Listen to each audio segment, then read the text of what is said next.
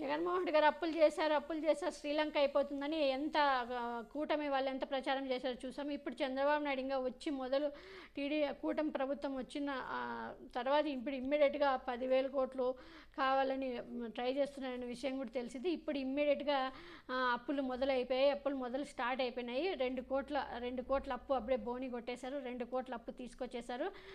2 కోట్ల అప్పులు తీసుకొచ్చారు. ఈ నెల కేంద్రం నుండి ఏప్రిల్లో రావాల్సిన 5,000 కోట్ల పన్నుల వాటా ఎన్నికల కోడ్ అనంతరం వచ్చిన రాష్ట్ర ప్రభుత్వం మంగళవారం మరో 2,000 కోట్లు అప్పు చేసింది. 1,000 కోట్లను 11 ఏళ్ల కాల పరిధిలో 7.34 వడ్డీ కింద, మరో 1,000 కోట్లకు 20 ఏళ్ల కాల వ్యవధిలో 7.31 వడ్డీకి అప్పు తెచ్చింది. అంటే 2,000 కోట్లలో 1,000 కోట్లేమో 11 ఏండ్లు, ఇంకో 1,000 కోట్లేమో 20 ఏండ్లు అన్నమాట అప్పు తెచ్చింది. అధికారం కోసం అలవి కానీ హామీలు ఇచ్చి ఇప్పుడు ఇలా వచ్చి రాగానే 2,000 కోట్ల అప్పు, ఇదొక 2,000 కోట్ల అప్పు తీసుకొచ్చారు. తర్వాత ఆదాయం వచ్చింటుంది ఈ నెలంతా.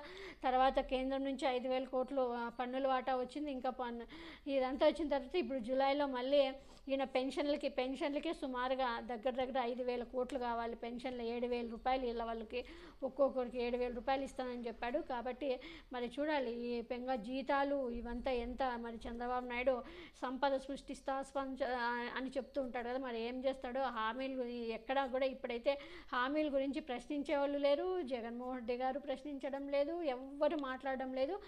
పచ్చ మీడియా ఏమైనా ఉండేది ఒక్క సాక్షి టీవీ ఉంది. ఆ సాక్షి టీవీని ఇప్పుడు సాక్షి టీవీ కూడా బంద్ చేశారు. కానీ ఢిల్లీ హైకోర్టు ఏమో పునరుద్ధరించాలని ఆదేశం ఇచ్చింది. కానీ మరి చూడాలి వాటిని ఫాలో అవుతారా లేదా అనేది కూడా.